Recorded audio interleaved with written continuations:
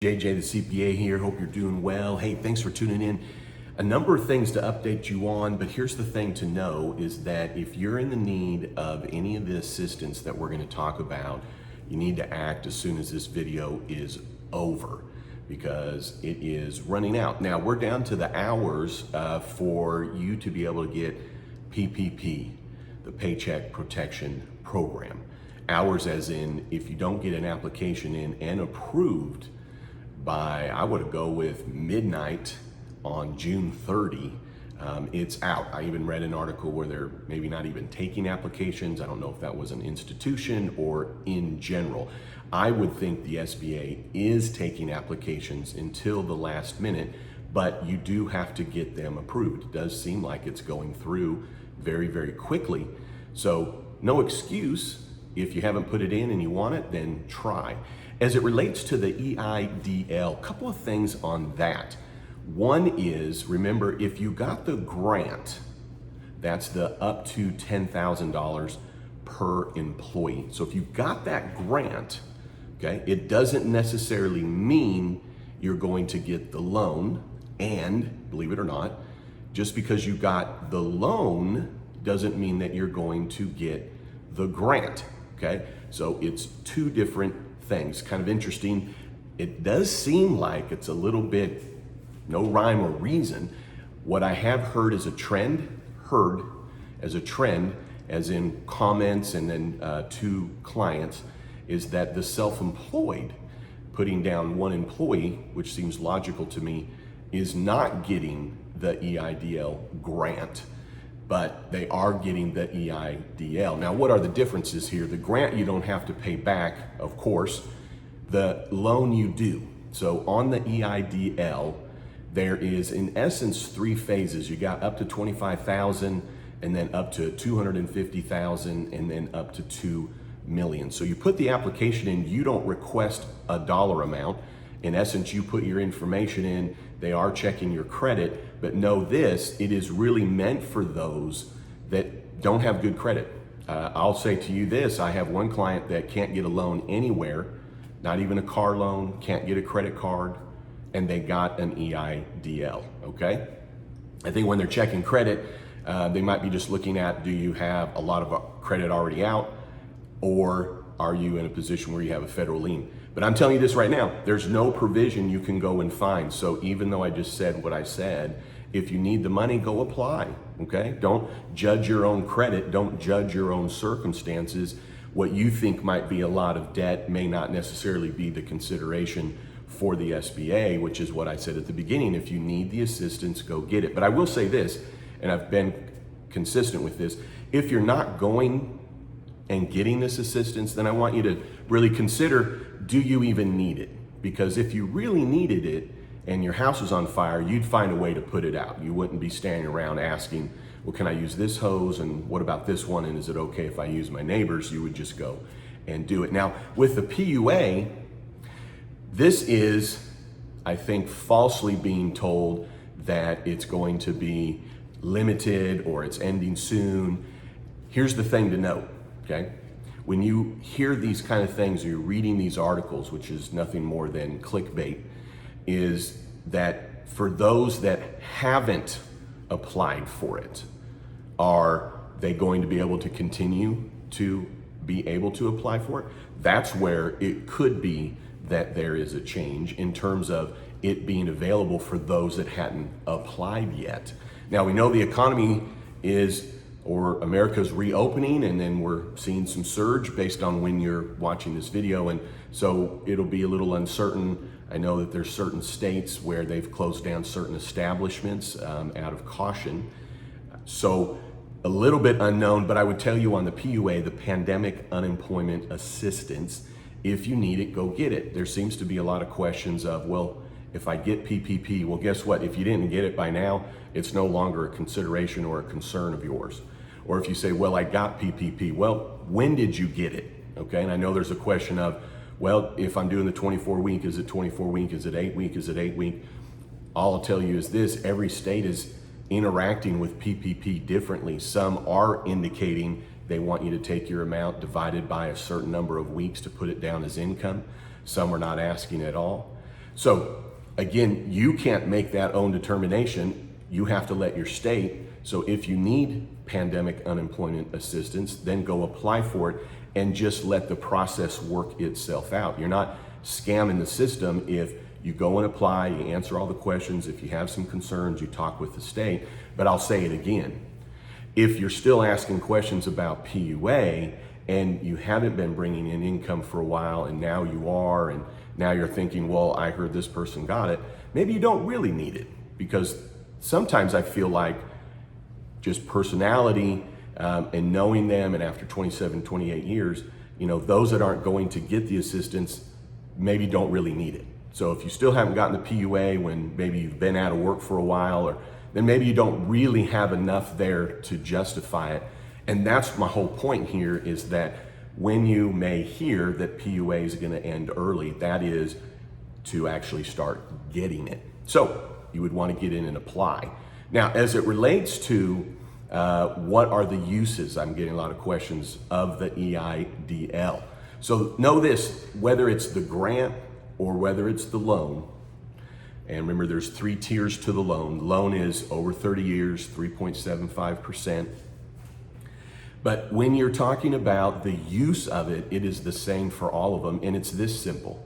It's for ongoing expenses. Ongoing, as in recurring expenses. So paying a loan payment, believe it or not, is an ongoing expense. As long as it's in the business name, it's for the business. Paying off a credit card, okay, is not part of the use of EIDL. However, if you've put business expenses on a credit card, and I'm not even saying this as a wink wink, I'm just saying if you have business expenses that you've put on a credit card, then the EIDL can pay those expenses, because in essence, it's being done by paying off that, not paying off, paying the credit card. So if you have a credit card and it has personal and business expenses on it, then if you're using EIDL funds, you would only want to pay out or pay off the portion that is business expenses. So, and then as it relates to, well, does it include this kind of insurance or that kind of insurance? Because I've had these questions. Well, if it's business insurance, it is included, work comp insurance, etc. There are limitations with the PPP, but there are really no limitations on the EIDL for business ongoing, regular, recurring, operating expenses. So we know this with PPP, right? It's only payroll costs. What's payroll cost? Wages, okay? Wages, including the owner and the state unemployment tax that the employer pays, as well as the retirement that the employer matches, as well as the health insurance that the employer pays for. And yes, there are exceptions and different rules for the owners, and you'll just need to watch a couple of my other videos on that, because I go through that in detail. There are limitations on the dollar amount, but I'm talking about the type of expenses in this video, the type of expenses.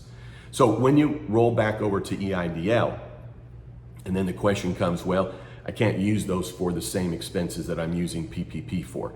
Yes, true, until PPP's been exhausted, so to speak. So if you got $10,000 in PPP and you've used it, now EIDL can be used for the same things you were spending your PPP funds on, but it's because your PPP funds have run out that you then can start paying for those expenses. Now remember, for most, you have a cup of water, EIDL goes into the same cup of water, and it's all now mixed up. And so in determining, well, what am I paying for with this and that and this, you'll just have to make some determinations on the accounting side to know. But usually what I would say is, if you had $5,000 in your bank account and you get an EIDL, for $20,000, then $5,000 is your money to do anything you want with, and the other amount you don't get to do anything with. And then if you got PPP, I'm sure you've already spent it by now, and if not, then you'll just have to sit down and methodically figure that out.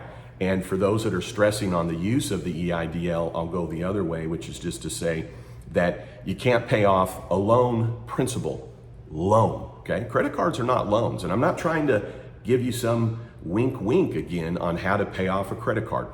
I told you what you need to do and what you can do with the credit card. Now I'm talking about straight up loans, okay?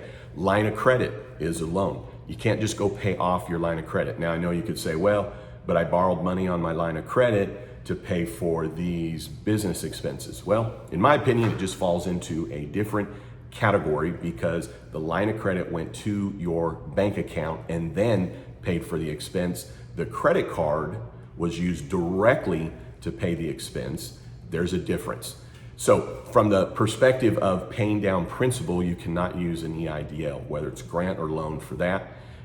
You're not able to refinance and go, well, how about I take these proceeds, pay it off, but then I'm going to refinance. Can't refinance it. You can't pay yourself back any loans or any monies that you've put into the business. And then you can't buy assets, okay? And you can't make these major repairs other than an ongoing repair. So what's a major repair? Well, it's an asset that's inoperable, and now I'm gonna do a repair to make it operable. Now we could get silly and go, well, that toilet's not working, and so it's $85 to fix it. Are you saying I can't use EIDL funds to fix the toilet? Well, that's just a silly question because I'm assuming you have $85 of your own money and you wouldn't need to use EIDL. So don't be silly in your comparisons. And I say that with all due respect, but let's just think through and not try and find, well, if I can fix a toilet for $85, can I fix a car for $15,000? No, it's different, okay? And just because you need something to continue your business doesn't now change the availability of what you can use EIDL for. What do I mean by that? Because I've heard a number of times, and I'm sorry for those that are in circumstances, but well, I need this car to be able to do business, so why can't I use the EIDL funds to either fix my car, major expense, major repair, or go buy a car because I need a car to be able to do work, okay? That's not an ongoing expense. You don't buy a car every month, every week, okay? Your ongoing expenses are the recurring, your operating expenses. That's what the EIDL is for, okay? So basically, go back to that scenario where I was telling you that if you have your own money in the bank account, okay, and then you get money on top of it, this is money that's then limited, okay, the $5,000. So if you have $5,000 in your account and you get a $20,000 loan and you got to go fix your car for $4,500, well, you have $5,000 of your own money that you can be using of your business's money, okay, to go and fix that. Okay, so if you're in a set of circumstances where you have your own dollars, well, then you can go and fix. And think of this, and this is not a wink wink on how to scam the system here. It's just reality. It's called accounting. It's calling paying attention to your numbers and how things are actually spent. But if you now have $20,000 that can pay your ongoing expenses, rent, utilities, supplies, loan payments that are in the business name, employees if you're done with PPP, etc. But if you have something that can constantly pay all of your ongoing expenses, right? So as you're bringing money in, okay, well, that money should just be falling to your own bottom line because you're not having to use money that you're bringing in that's revenue to cover any of these other expenses for operating. So there's more money going into your pot, so to speak. And that way you can be looking at it maybe a little more easier to go, yeah, okay, so if I need to do that, I possibly can because I'm using my own funds. Now, when it comes to the PPP forgiveness, bottom line is that we can apply at any time. I've got other videos. And when you apply, that'll stop your requirements of whatever it is that you are required to do related to FTEs and salary reductions. You can apply and use the EZ if you have no haircuts. If you're self-employed, you're basically gonna take, if you're doing the 24-week method, which is doing nothing more than on the EZ application, putting the covered period as the 24-week period of time, and then you're taking your line 31 of Schedule C divided by 12 times 2.5. That's your forgiveness amount, which is the exact same calculation as how you got your loan. So it is full forgiveness. So yes, you can basically put in those applications now, or if you get your PPP funds and you're using line 31, you basically can turn around and just put in for forgiveness. The one thing to remember for self-employed is that there's no separation of you and your business on the Schedule C. Maybe there's some exception for a single member LLC which we'll put aside. You really should be an S Corp. You should not be filing a Schedule C for like 80% of you if you are a single member LLC. But all that aside, check out my other videos related to that. The point is that for those of you that have a Schedule C, even if you have a separate bank account that tracks your business, which is awesome, that's great. From the standpoint of the law, standpoint of this, there is no separation. So you don't have to pay it out over a certain period of time, or basically take what you got and pay it out over 8 weeks or now over 24 weeks. That's irrelevant for the self-employed. For the self-employed, it's just automatic forgiveness. All right, so listen, what did I say at the beginning? If you need the help, go get it. Go apply for it. There's no real reason to keep asking any questions. So I would just challenge you on this. If you're asking questions, then do you really need the help? Okay? Because here's how you're going to have your answers. Here's how you're going to have your questions answered. Applying. Okay? Well, what about this for PUA? Can I do this for PUA? Go to your state. Read it. Okay? Go to my website, jjthecpahelp.com. I've got a page about unemployment. Go check it out. And you'll be able to click on it and be able to go to your state website. You'll be able to read it. Okay? You're going to have to do a little legwork on that for $600 a week.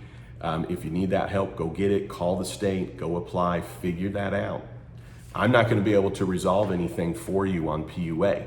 I just won't, because I don't know your state rules and law, and there's nothing governing it overall nationwide from the federal government, even though it's a federal program.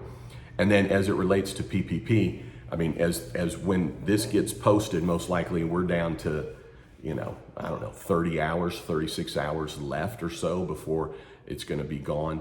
Now, they are talking about doing a different PPP, so to speak, which would be for those that could get more money in addition to what they already got for PPP. But until that happens, don't rely on that or think about it. And then lastly, June is coming to an end, or if you're watching this here later this week, July just started.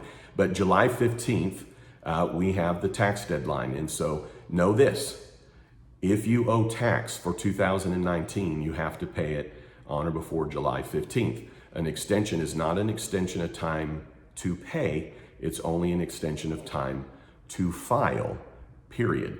So you can file an extension on your individual returns, it's automatic, and then you're extended till October 15th. But if you owe any tax dollars for 2019, the penalties will start to accrue basically July 16th. So I am hoping that the IRS, US Treasury come out and realize that the relief could be provided here really at no cost to the government, other than they lose out on some penalties by just simply saying, you know what, there's not a July 15th deadline.